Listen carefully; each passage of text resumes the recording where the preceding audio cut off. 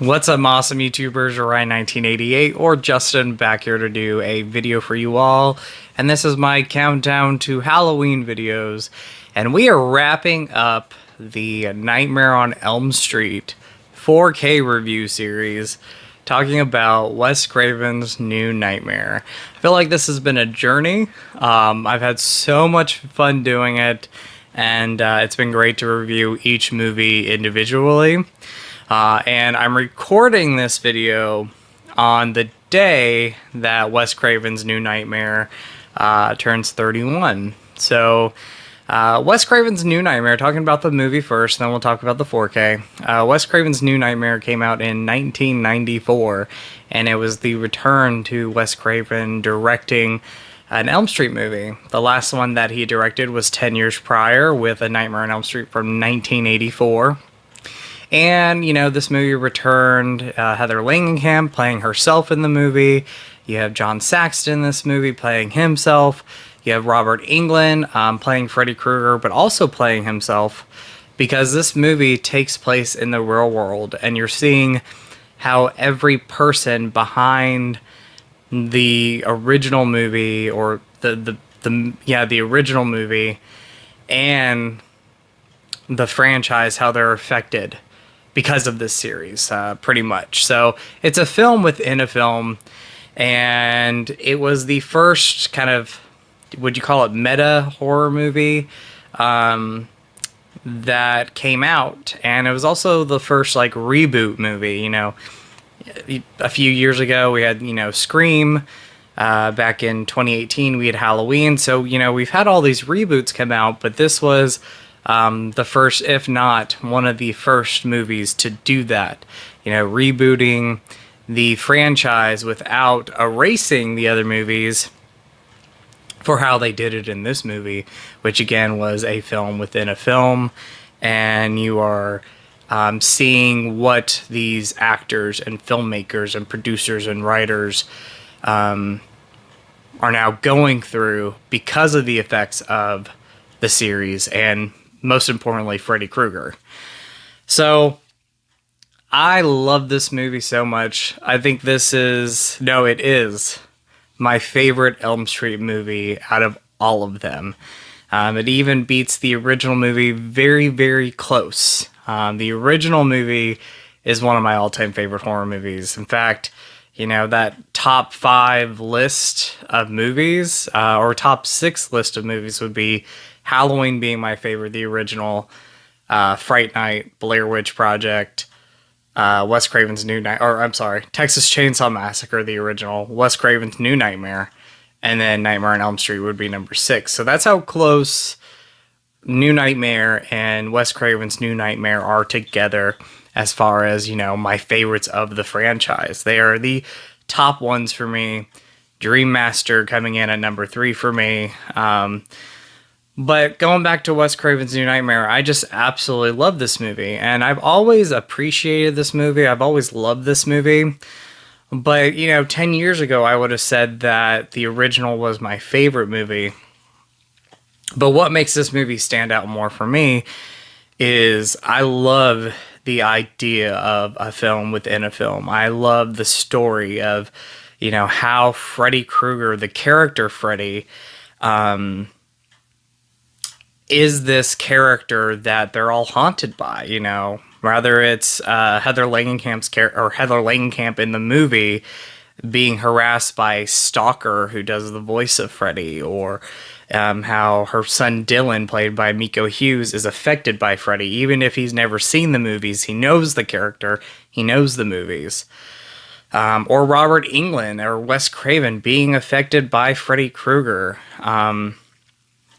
And in the movie, eventually, because of all of this talk of Freddy and the anniversary of the first movie coming up, and the legacy of the character Freddy in the franchise, it conjures up a real-life Freddy Krueger. This is the devil portraying Freddy, pretty much. And you see that at the end of the movie, his true form and who he is. So this isn't the Freddy Krueger that, you know, we know from the previous movies or the original franchise. This is a totally different Freddy, and they describe it in this movie. There's at one point where Heather Langenkamp is talking about Freddy, and she's talking to Robert Englund about this, and he mentions, and I can't do it word for word, but she's describing this Freddy, and he says, "Oh, is it me?" And she says, "No, it's a different Freddy. It's not you." So I love it. I love the story of this movie. I think it's definitely unique for the franchise to take it in a direction of a film within a film, how these characters are affected by Freddy and the franchise. And I'm a big fan of this movie. I'm so happy that not only Wes Craven directed this movie, or I'm so happy not only did he write this movie, he also directed this movie. So this is just a project of his own, and it's just perfect. In my eyes, it's a perfect movie. I love this movie so much. Heather Langenkamp, she is amazing in this. She plays herself in this movie, and then at one point, plays Nancy Thompson towards the end of it. You see, the pajamas and everything that she wears towards the end of the movie that Nancy wore in the original movie. John Saxton also, at one point in the movie wears the clothes that he wore in the original movie. So, but Heather, going back to her, I love her in this. And in fact, I think this is her best performance in the franchise. I think her acting, and this is not a knock on her in the original, because I really enjoyed her in the original movie. But I think each time that she came back, I felt like her performances got stronger and stronger. Like, I think that in Dream Warriors, she did such a great job as Nancy in that movie, and she was pretty much playing the leader of these characters and protecting these teenagers, because she went through something that they were going through in that movie. And then I love her in this movie. I just think she's fantastic and gives her best performance. And there's moments in this movie that I just really love her in. The one scene that really stands out for me, and I think it's such a chilling scene, is the scene where Miko Hughes' Dylan is had just left the hospital, and he's running back to his house, and he winds up on the highway, and you see Freddy in the sky, messing with this kid and picking him up and putting him in front of vehicles. And you have Heather Langenkamp just give such a great line in the movie where she says, "Krueger, you bastard, take me." And that is such a great and chilling performance right there from her. And I just think she is wonderful in this. And then, of course, you have the third act where she pretty much comes face to face with this Freddy Krueger that's been haunting her in this movie. And it's been haunting the cast and crew of A Nightmare on Elm Street. And, she has to defeat him. Like, she's the one that needs to defeat this portrayal or this form of Freddy, which, again, is the devil. Love her in this. Robert Englund is fantastic. I think he, throughout all the movies, gave such great, strong performances. But what I loved about this is, one, he did play differently. His look was different. That was a great thing that they did too. You see him at one point dressed like Freddy Krueger on a talk show, and he's the iconic looking Freddy Krueger. But this Freddy stands out because of the wardrobe and the look. And I love that they did that. That way you can tell the difference between both versions of Freddy Krueger. The movie version, again, this is a film within a film, and then the Freddy that is summoned towards the end of the movie. And I love that. And again, his performance is so strong in this movie. He's scary. He's eerie, he's creepy. Even when Freddy Krueger is not on the screen, his presence is there, and it's terrifying. Very much terrifying. Miko Hughes plays Dylan. It's Heather Langenkamp's son in this movie. Very well known prior to this for Kindergarten Cop and Pet Sematary as Gage Creed. He does a great job. Child actors are, sometimes they're not the greatest and sometimes they're awesome. And he is in that awesome list. I think he did such a wonderful job in this, and he gave it his own. And as far as what I mean by giving it his own, like he just really, did a fantastic job. Like there's things that happen in this movie with him where, that's terrifying for a child to have to go through, but he just knocked it out of the park and gave such a strong performance. Wes Craven has a part in this. You see him throughout the movie. He does a good job.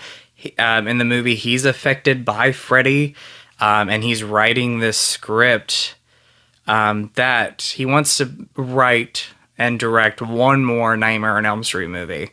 And he is writing this script because of the dreams that he has been having. And he's great in this. Rest in peace to Wes Craven. He is just so good in this movie, and I really enjoyed him. Bob Shea has a part in this. So you're seeing all these familiar faces. John Saxton's great in this. I forgot to mention him. I really enjoyed his performance in this. Again, he's playing John Saxton in the movie. And then later on, you see him portray Nancy's dad from the original movie. So Donald. I think it's Donald Thompson. But yeah, so performance-wise, they're strong in this. Writing is strong. The practical effects are amazing. There's a couple of moments of early 90s CGI, like when you see Freddy form into what he really is, which is the devil in this movie. And it's a little hokey today, but I love the concept and the story around that, where it doesn't take me away from the movie. It's just this one small part. And like when it's summoned, it's pretty terrifying. It's just the way that early CGI was back then. I do love the third act. I love Freddy's world, like this nightmare world that Miko Hughes's character Dylan and Heather Langenkamp's character are in. It's very nightmarish and creepy and eerie, and there's a lot of like water being used, like a waterfall, and like you have all these different set pieces that are around it. So that's awesome. It's got some of the more terrifying moments in the franchise. One moment being a character by the name of Julie. Her death in this movie resembles Tina's death. And, Tina's death in the original movie is one of the scariest, if not the scariest scene in any of the movies in the franchise. But Julie's death is one of the scariest scenes. It would be probably my second most terrifying death in the franchise is Julie's death. And it's the way that it was directed, the fact that it resembles Tina's death, but also, you have Dylan in this scene and he's seeing Freddy. Julie can't see him, but Dylan can see him terrorizing Julie before he kills her and, dragging her up around the ceiling. And Freddy's, scaring Dylan too, talking to him while he's doing this, saying lines like, "Hey, Dylan, have you ever skinned a cat?" Like, terrifying stuff. It's so scary when you watch this. I think Julie sees Freddy as he's doing this, but everybody else around them, they don't see what is going on. Well, they don't see Freddy. They just see Julie being dragged up around the ceiling. So scary stuff, terrifying. Again, I say that a lot, but this movie is scary, and it brought back the original form that we love of the series, which is the scares and the eeriness and creepiness about, or that the original movie had, and this movie has that. I think the scariest Nightmare movies are 1, 2, and New Nightmare, hands down. Those are the moments where Freddy Krueger was terrifying. There was no jokes. There was no over-the-top humor. And even when he's, saying these, lines in this movie, like, skinning a cat line, it's not funny. For him, it's funny, but for an audience, when you're watching this, and for the character Dylan, it is terrifying.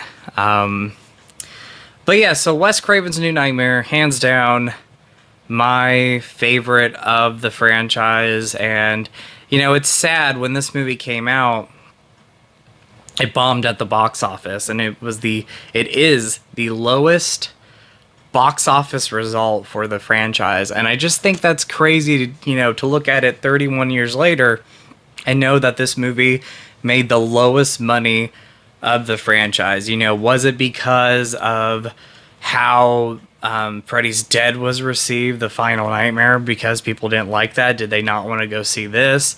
Was it because they waited too long? Was it because people were just done at this time with Freddy Krueger? Like, who knows? But the movie, over the years, and this goes back to the video store days, people would go and watch this movie, and throughout the decades, these 3 decades that we've had since the movie's come out, people love and appreciate this movie. And if they don't love it, they appreciate it. They know what Wes Craven was trying to do, and I love it for that. I love the change up. I love the fact that, I go back to these reboots that have been happening with like Halloween and Scream and everything. Halloween being a big one, where they wanted to erase everything between the original movie and the 2018 film. Where this movie, what it did, and what I love about this, and what I love what Scream did too, was the previous movies always existed. They were just films within a film. This movie was that, like, the franchise prior to this was a film within a film, and I love the fact that you could take a movie and reboot it without having to erase any of the other movies. They belong in this world. People know Freddy. They know these movies. It just so happens that Wes Craven was so clever at rebooting this series and making this movie its own thing. And again, a film within a film. I've said that plenty of times, but that's what this movie does, and I love that. So, and you see the effects of what these characters are going through, and how Freddy has scared them.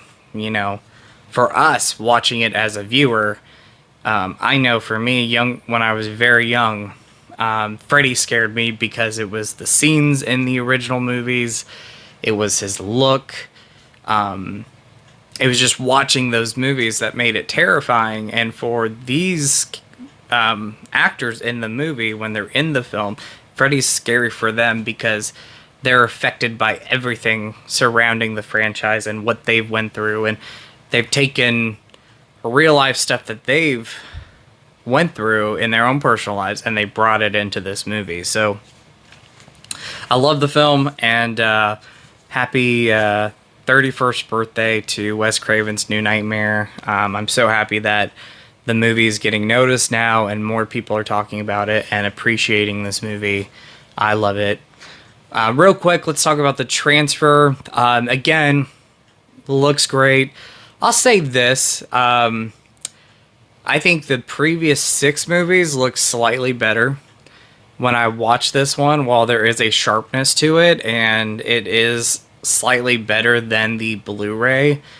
I think that the original, or in my opinion, the first 6 movies look better. Maybe it was the way it was directed, the colors that were used in some of those original movies. I don't know what it is, but while I think it looks great, I think out of the 7 movies, this transfer is my least favorite transfer. And that's crazy to say because it still looks sharp. When I was watching the movie, the other 6 movies, there's something that popped out of those.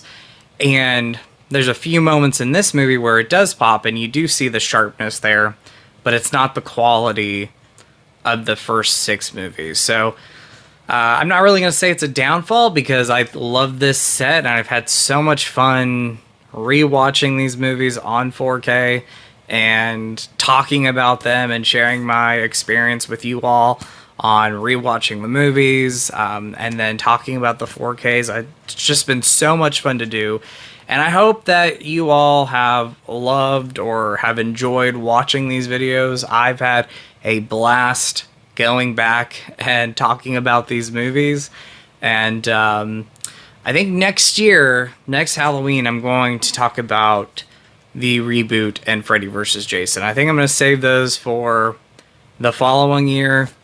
and you know, move on to other things that I do want to talk about, other movies that I do want to review throughout the month of October. But thank you for watching this series of Nightmare on Elm Street videos, a part of my, you know, countdown to Halloween videos. And stay tuned for many, many more videos to come. I'm recording this before Scarefest, so you're not going to see this until after Scarefest. But I'm looking forward to that show, and I'm going to be, well, you're seeing this. I don't know how to describe it. I just cannot wait for Scarefest, and you're seeing this after the events of Scarefest. So, Scarefest is my favorite convention. I love Scarefest so much. I've been going since 2010, and I've tried not to miss a show. There's been a few times that I've missed the show, but it's been very, very rare that I've missed a show. You're seeing this after Scarefest, so if I saw you at Scarefest, if you came up, if we ran into each other, if we said hello, I hope you had a wonderful time at Scarefest, and I hope we had a great time meeting each other. I know I'm recording this prior to that, so it's weird to talk about it. It's not happened yet, but I'll do a whole review on the convention, and you'll see that after this video. So I'm recording these ahead of time, that way I can, you know, have them edited and put together, and you all see them, you know, as they come out. So I want to make a lot of content this month, so I'm recording a lot of these videos earlier, and they'll be posted later on. So anyway, much love to you all. I feel like I've been rambling. I always do that. But much love to you all. I really appreciate you all watching. Thank you so much for supporting the channel. Thank you for 2025. I know we have like a couple months left, but thank you for 2025.